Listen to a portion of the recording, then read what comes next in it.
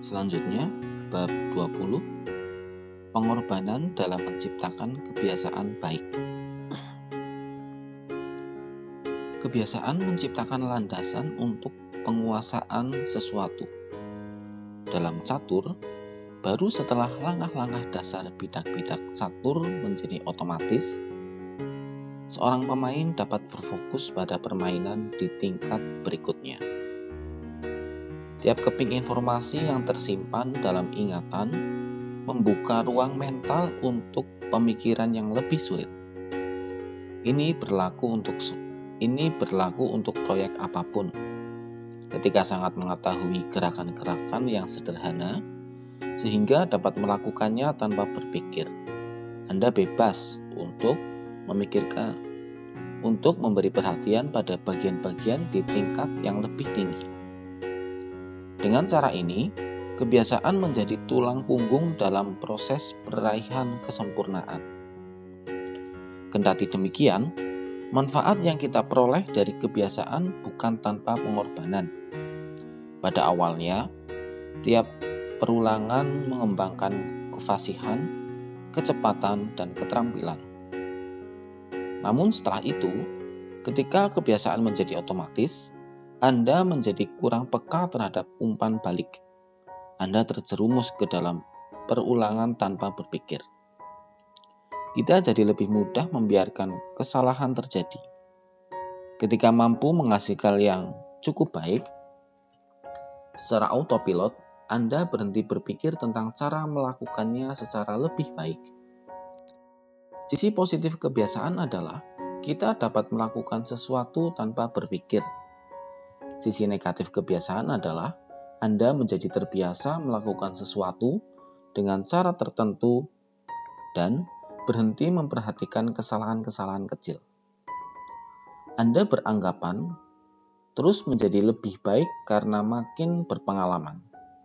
Dalam kenyataan, Anda hanya memperkuat kebiasaan Anda saat ini, bukan menjadi lebih baik. Sesungguhnya, ada penelitian yang menunjukkan bahwa begitu suatu keterampilan berhasil dikuasai, biasanya sejalan dengan waktu ada sedikit penurunan performa. Biasanya penurunan performa yang kecil ini tidak membuat orang khawatir. Anda tidak memerlukan sistem yang terus-menerus memperbaiki cara Anda menggosok gigi, mengikat tali sepatu, atau menyeduh teh. Dengan kebiasaan-kebiasaan seperti ini, cukup baik biasanya berarti cukup baik. Makin sedikit energi yang Anda kerahkan pada pilihan-pilihan yang remeh, makin banyak yang dapat Anda sediakan pada pilihan yang sungguh penting. Namun, ketika ingin memaksimalkan potensi dan meraih performa tingkat tinggi, Anda memerlukan pendekatan yang lebih beragam. Anda tidak dapat mengulang hal-hal yang sama secara membabi buta, lalu berharap menjadi istimewa. Kebiasaan itu perlu, tapi tidak cukup untuk meraih kepiawaian. Yang Anda perlu adalah kombinasi antara kebiasaan yang otomatis dan praktik yang disengaja.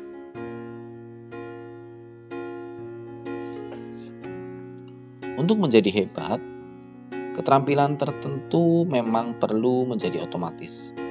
Pemain bola basket harus mampu mendribel bola tanpa berpikir, sebelum mampu meningkatkan keterampilan mengoper bola dengan tangan yang tidak dominan. Dokter bedah perlu mengulang irisan pertama berulang-ulang sampai mampu melakukannya dengan mata tertutup, supaya mereka dapat berfokus pada ratusan variabel yang timbul selama operasi. Namun, setelah kebiasaan berhasil dikuasai, Anda harus kembali ke bagian pekerjaan yang lebih sulit dan mulai membangun kebiasaan berikutnya. Menjadi ahli adalah proses menyempitkan fokus ke elemen kesuksesan yang sangat kecil, mengulangnya sampai Anda menginternalkan keterampilan itu, lalu menggunakan kebiasaan baru ini sebagai landasan untuk maju ke batas pengembangan Anda berikutnya. Tugas-tugas lama menjadi lebih mudah pada putaran kedua, tapi tidak menjadi lebih mudah secara keseluruhan, karena sekarang Anda menumpahkan energi ke tantangan berikutnya. Tiap kebiasaan membuka kunci ke tingkat performa berikutnya. Ini siklus yang tiada akhir. Walaupun kebiasaan-kebiasaan itu sangat berguna, yang Anda perlukan adalah cara untuk mempertahankan performa sepanjang waktu, agar Anda dapat terus memperhalus dan memperbaikinya. Tepat saat inilah Anda mulai merasa telah menguasai suatu keterampilan. Tepat ketika suatu mulai terasa otomatis dan Anda menjadi nyaman. Jadi, Anda harus menghindari jatuh ke jebakan rasa puas diri.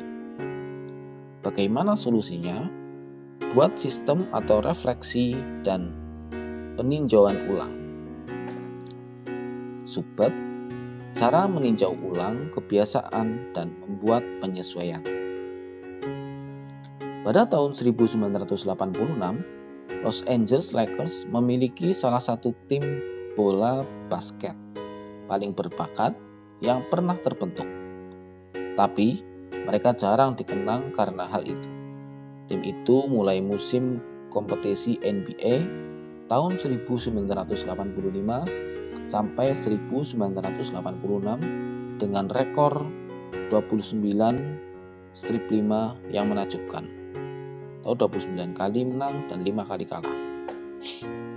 Para ahli berkata, kami mungkin tim terbaik dalam sejarah bola basket, kata pelatih kepada Pat Riley usai musim kompetisi berakhir. Sungguh di luar dugaan. Lakers tersandung-sandung dalam pertandingan final tahun 1986 dan kalah di Western Conference Finals. Tim terbaik dalam sejarah bola basket bahkan tidak berhasil ikut dalam kejuaraan NBA. Setelah pukulan itu, Riley tidak mau lagi mendengar tentang betapa berbakat pemain-pemainnya dan seberapa menjanjikan tim yang dipimpinnya. Ia tidak ingin melihat kilau-kilau kecemerlangan itu disusul dengan penurunan performa secara bertahap. Ia ingin Lakers tampil maksimal sesuai potensi mereka. Dari pertandingan satu ke pertandingan berikutnya.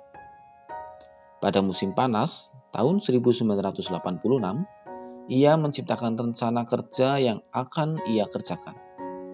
Sistem yang ia sebut program Career Based Efforts atau CBA. Ketika pemain baru bergabung dengan Lakers, jelas Riley, kami melacak statistik bola basket mereka sampai ke tingkat SMA. Saya menyebutnya talking their number. Kami mencari alat ukur yang akurat tentang apa yang mampu dilakukan oleh seorang pemain, lalu membentuknya agar sesuai dengan rencana kami untuk tim. Berdasarkan pandangan bahwa ia akan mempertahankan lalu meningkatkan rata-ratanya. Setelah menentukan garis dasar tingkat performa seorang pemain, Riley menambahkan langkah kunci. Ia meminta tiap pemain memperbaiki output dengan sekurangnya 1% dalam musim pertandingan. Kalau mereka sukses, itu akan menjadi CBE atau Career Based Efforts. Mirip British Sailing Team yang kita bahas di bab 1. Lakers mengerjakan performa puncak dengan menjadi sedikit lebih baik setiap hari. Riley berhati-hati dengan menegaskan bahwa CBE tidak hanya terkait dengan taktik, terkait dengan titik-titik atau statistik, melainkan tentang mengerahkan upaya terbaik secara spiritual, mental, dan fisik. Para pemain mendapatkan kredit ketika membiarkan lawan berlari mendekat ketika pemain itu tahu bahwa wasit akan meniup peluit karena foul. Diving sewaktu mengejar bola lepas, mencoba merebut bola kembali, entah berhasil atau tidak, membantu teman satu tim ketika pemain yang ia kawal sudah melewatinya, dan perbuatan-perbuatan kepahlawanan kecil lain. Sebagai contoh, Magic Johnson, pemain bintang Lakers pada masa itu, mempunyai 11 poin, 8 rebound, 12 assist, dan 5 turnover dalam satu pertandingan. Magic juga memperoleh kredit untuk kepahlawanan kecil dengan diving setelah kehilangan bola +1. Akhirnya, ia bermain dengan total 33 menit dalam pertandingan imajinernya.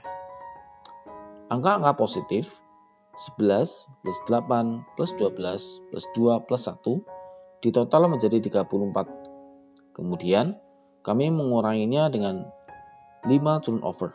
34 kurangi 5 menjadi 29. Akhirnya kami membagi 29 dengan 33 menit yang dimainkan, sama dengan 0,879. Angka CBE Magic adalah 879. Angka ini dihitung untuk semua pertandingan yang dimainkan oleh seorang pemain. Dan CBE rata-rata yang harus ditingkatkan 1% oleh seorang pemain selama satu musim kompetensi. Riley membandingkan CBE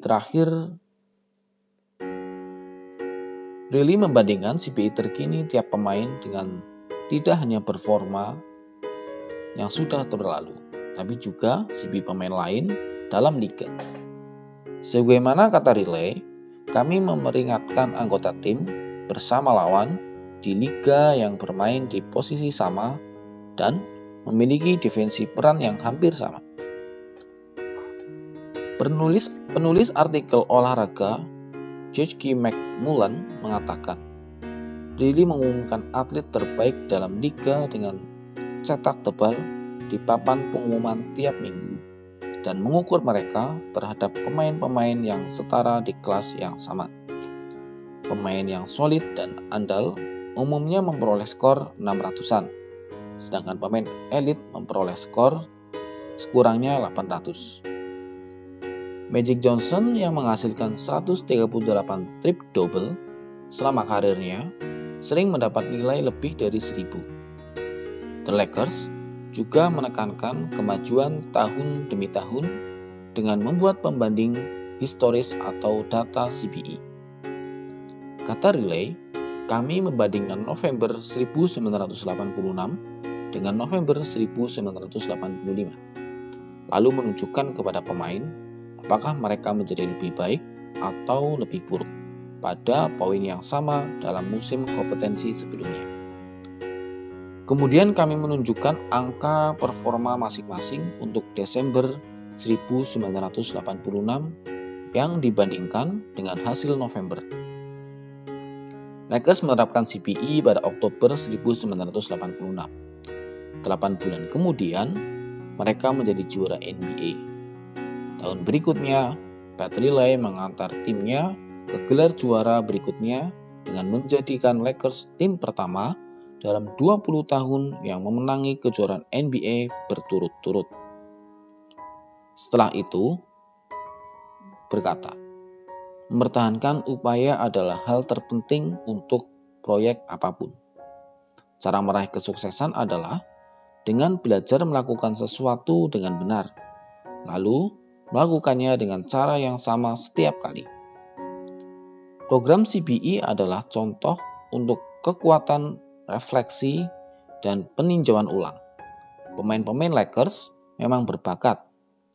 CBE membantu mereka mendapatkan apa yang mereka miliki secara maksimal dan memastikan kebiasaan-kebiasaan mereka terus membaik, bukannya menurun. Refleksi dalam peninjauan ulang memungkinkan perbaikan jangka panjang atas semua kebiasaan karena membuat Anda menyadari kesalahan Anda dan membuat Anda mempertimbangkan cara-cara yang mungkin memperbaiki.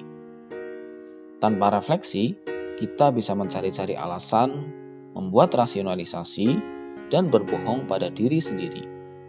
Kita tidak memiliki proses untuk menentukan apakah performa kita naik atau turun dibanding kemarin. Juara di semua bidang menggunakan bermacam-macam cara untuk refleksi dan peninjauan ulang. Dan proses itu tidak harus rumit. Pelari Kenya, Eliud Kipchoge, adalah salah seorang pelari maraton terhebat sepanjang masa.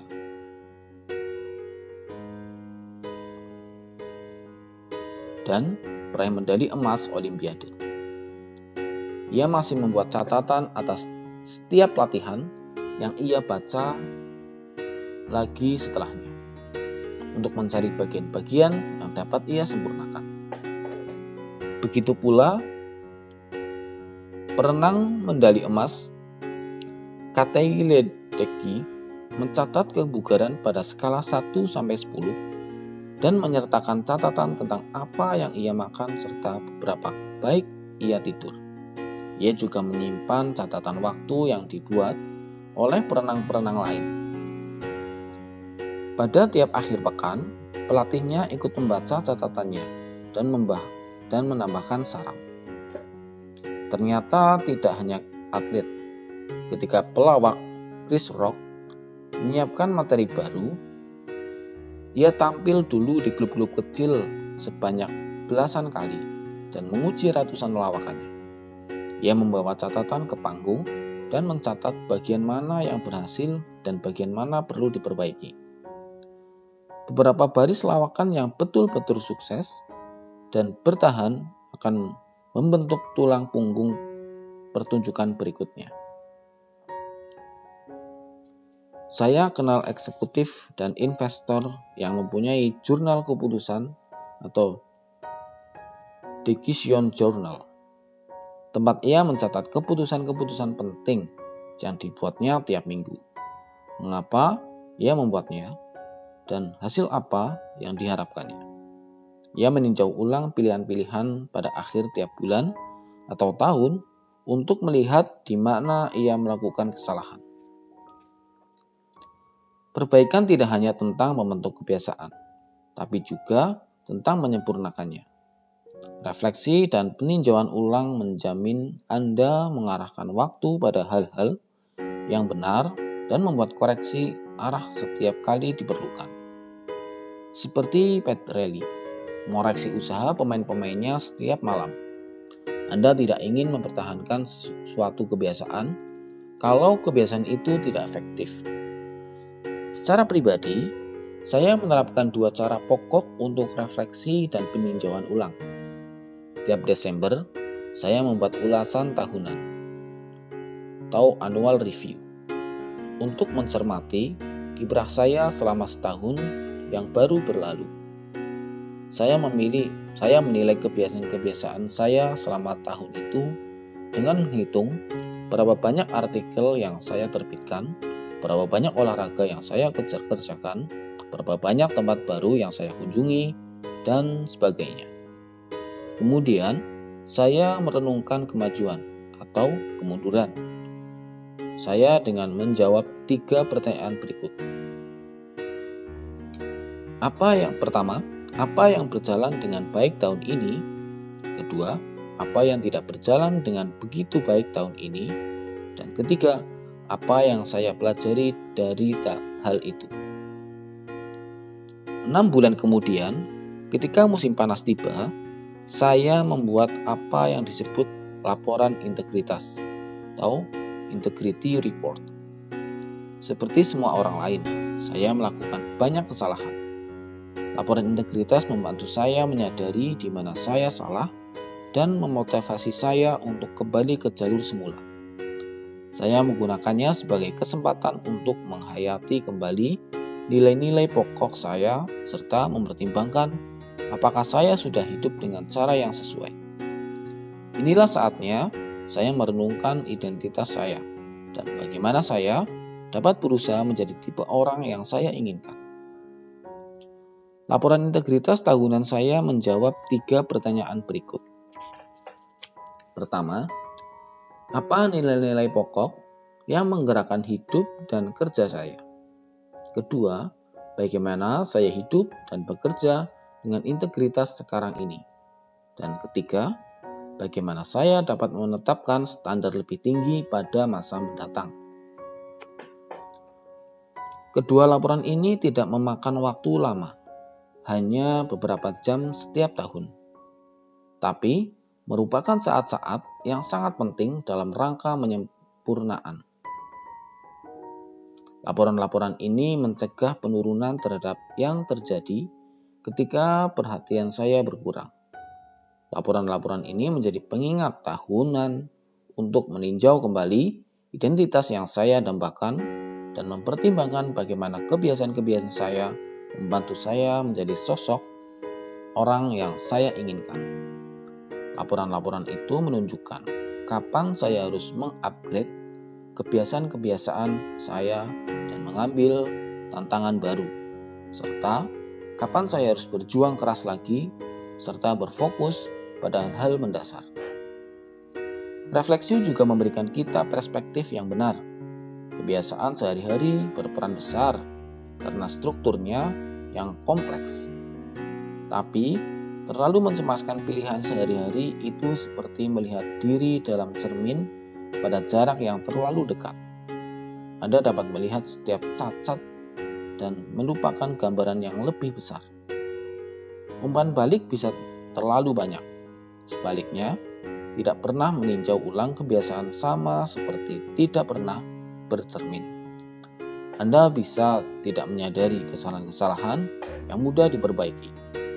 Noda kecil pada kemeja Anda, sisa makanan pada gigi Anda, umpan baliknya bisa terlalu sedikit.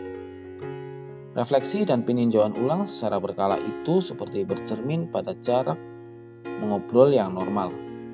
Anda dapat menyaksikan perubahan-perubahan penting yang harus dilakukan tanpa kehilangan gambaran yang lebih besar.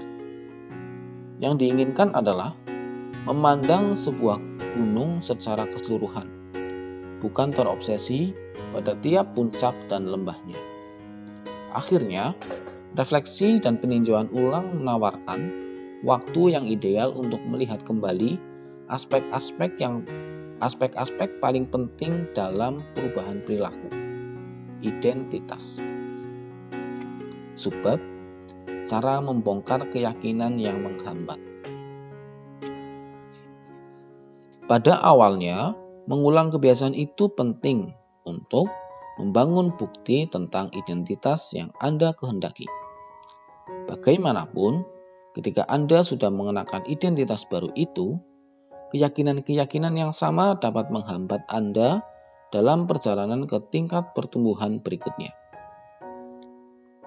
Ketika bekerja melawan Anda, identitas Anda menciptakan semacam kesombongan yang mendorong penyangkalan terhadap titik-titik lemah dan mencegah Anda mengalami pertumbuhan yang sesungguhnya. Ini salah satu kekurangan terbesar sewaktu kita membangun kebiasaan. Makin suci suatu gagasan bagi kita, artinya makin dalam ikatannya terhadap identitas kita. Makin kuat kita mempertahankannya terhadap kritik. Anda melihatnya di setiap industri.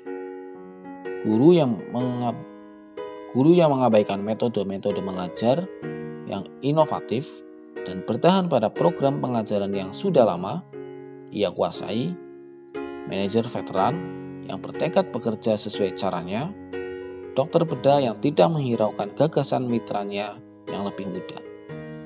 Kelompok musik yang menghasilkan album pertama yang luar biasa, tapi lalu tidak berkembang. Makin erat kita berpegang pada suatu identitas, makin sulit kita untuk tumbuh lebih dari itu. Satu solusinya adalah menghindari menjadikan salah satu aspek dalam identitas Anda sebagai bagian besar tentang siapa diri Anda. Dalam kata-kata investor Paul Graham, juga supaya identitas Anda tetap kecil. Semakin Anda membiarkan identitas tunggal mendefinisikan Anda, makin kecil kemampuan Anda untuk beradaptasi ketika kesulitan menghadang. Bila Anda mengatakan segala sesuatu pada suatu tujuan, seorang mitra di perusahaan atau yang lain, kegagalan dia dalam hal itu akan meruntuhkan Anda. Bila Anda pemakan sayuran, lalu mengalami kondisi kesehatan yang memaksa Anda mengubah pola makan, Anda akan mengalami krisis identitas. Ketika berpegang terlalu kuat pada satu identitas, Anda menjadi rapuh. Kehilangan satu hal itu akan membuat Anda kehilangan jati diri. Selama sebagian besar masa muda saya, menjadi atlet adalah bagian utama identitas saya. Setelah karir bisbol saya berakhir, saya berjuang mencari jati diri. Ketika Anda mengarahkan seluruh hidup untuk mengidentifikasikan diri ke satu arah, dan hal itu tiba-tiba buyar, siapakah Anda sekarang? Veteran militer dan mantan pebisnis melaporkan perasaan-perasaan serupa. Jika identitas Anda terbungkus dalam keyakinan seperti "aku prajurit yang hebat", apa yang terjadi ketika masa bakti Anda berakhir? Bagi banyak pengusaha, identitas mereka kurang lebih di sekitar kalimat "aku sang CEO" atau "aku sang pendiri". Bila Anda menghabiskan semua waktu terjaga Anda untuk bisnis, apa yang akan Anda rasakan setelah menjual perusahaan itu? Kunci dalam mitigasi kehilangan identitas ini adalah mendefinisikan ulang diri Anda sedemikian sehingga Anda harus mempertahankan aspek-aspek penting identitas Anda. Bahkan jika peran khas Anda berubah. Aku seorang atlet menjadi aku tipe orang yang bermental tangguh dan menyukai tantangan fisik. Aku prajurit yang hebat berubah menjadi aku tipe orang yang disiplin, dapat diandalkan, dan hebat dalam tim. Aku seorang CEO berubah menjadi aku tipe orang yang membangun dan menciptakan sesuatu. Bila dipilih secara efektif, identitas dapat menjadi luas, bukan rapuh. Seperti air mengalir melewati rintangan. Identitas Anda menyesuaikan diri terhadap situasi, bukan menentangnya. Berikut kata mutiara dari Tao Te Ching yang mewadahi gagasan tadi dengan sempurna. Manusia terlahir dalam keadaan lunak dan lentur. Ketika mati, mereka keras dan kaku. Tumbuhan terlahir lembut dan luas. Ketika mati, mereka rapuh dan kering. Jadi, siapapun yang kaku dan tidak luas adalah pengikut kematian. Siapapun yang lembut dan lentur adalah pengikut kehidupan. Yang keras dan kaku akan dipatahkan. Yang lunak dan lentur akan menang. Lao Tzu. Kebiasaan memberikan sejumlah manfaat, tapi sisi negatifnya adalah dapat mengunci kita pada pola pikir dan bertindak yang sudah ada. Bahkan meskipun dunia sekitar terus berubah, tidak ada yang permanen.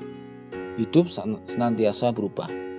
Anda perlu secara berkala memeriksa kembali untuk melihat apakah kebiasaan dan keyakinan lama masih bekerja bagi Anda. Tidak memiliki kesadaran diri adalah racun. Refleksi dan peninjauan ulang adalah obatnya. Ringkasan bab.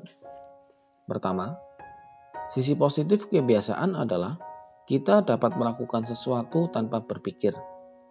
Sisi negatifnya adalah kita mengabaikan peluang terjadinya kesalahan-kesalahan kecil. Ringkasan bab kedua, kebiasaan ditambah praktek disengaja sama dengan penguasaan. Ringkasan bab ketiga, refleksi dan peninjauan ulang adalah proses yang memungkinkan Anda tetap menyadari performa Anda sejalan dengan waktu. Ringkasan bab terakhir, makin kencang kita berpegang pada sebuah identitas, makin sulit bagi kita untuk tumbuh. Demikian pembacaan bab terakhir dari buku Atomic Habit. Selanjutnya adalah kesimpulan rahasia agar hasil berkelanjutan. Akan dibacakan di video berikutnya.